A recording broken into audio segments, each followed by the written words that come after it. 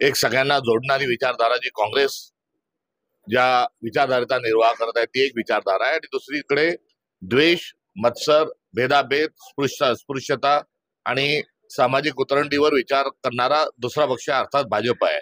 त्यामुळे या दोन वर्गांमध्ये जेव्हा आपण विश्लेषण किंवा त्याचा विचार करतो तेव्हा आपसूक काँग्रेसचा जो विचार आहे हाच या देशातल्या जनसामान्यांचा हाच विचार आहे.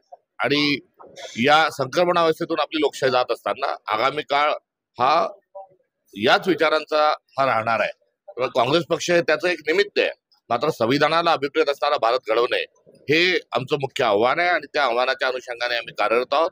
आणि हा विचार घेऊन चालल्यानंतर आणि विचाराची लढाई लढत असताना संजीवनीच नव्हे तर या विचारांसाठी मोठे आंदोलन आणि एक मोठी चळवळ उभी राहील हा विश्वास आहे. राहुल गांधी देशाचे विरोधी पक्षनेते आणि सुप्रीम कोर्टाचे जज, आणि त्याच्यानंतर एक तिसरे असतात देशाचे जे मुख्य निवडणूक आयोग निवडताना जी इथून पाठीमागची जी भूमिका होती त्याला कुठेतरी भाजप पक्षाने छेद दिलेला आहे. याच्यावर काय वाटतं तुम्हाला? याच्यावर वाटण्याचा विषयच नाही. हा जो आहे हा चक्क लोकशाहीची पायमल्ली आहे.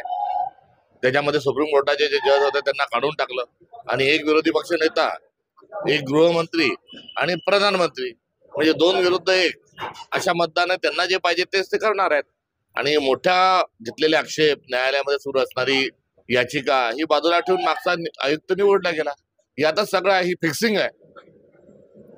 येणाऱ्या काळामध्ये छोट्या मोठ्या पक्षांना घेऊन ईव्हीएम विरोधात काय तुमची रणनीती असणार आहे का?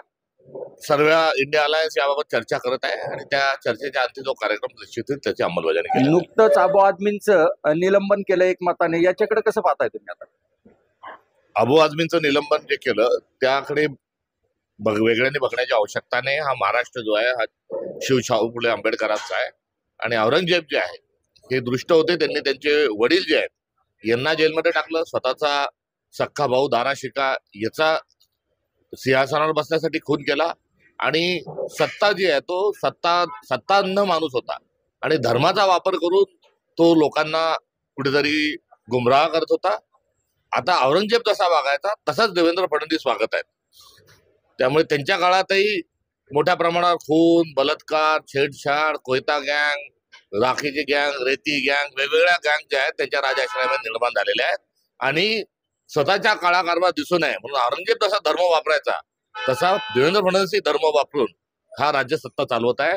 त्यामुळे औरंगजेब आणि देवेंद्र फडणवीस हे सारखंच काम करत आहे. किंबहुना देवेंद्र फडणवीसाचा आदर्शच औरंगजेब आहे, आणि दोघांचाही राज्यकारभार हा दृष्ट आणि अनैतिक स्वरूपाचा सुरू आहे. ताज्या घडामोडी जाणून घेण्यासाठी शिवशाही न्यूज यूट्यूब चॅनलला सबस्क्राईब करा. आपण हा व्हिडिओ फेसबुकवर पाहत असाल तर फेसबुक पेज फॉलो करा, आणि शिवशाही न्यूज.com या आपल्या वेबसाईटलाही भेट द्या.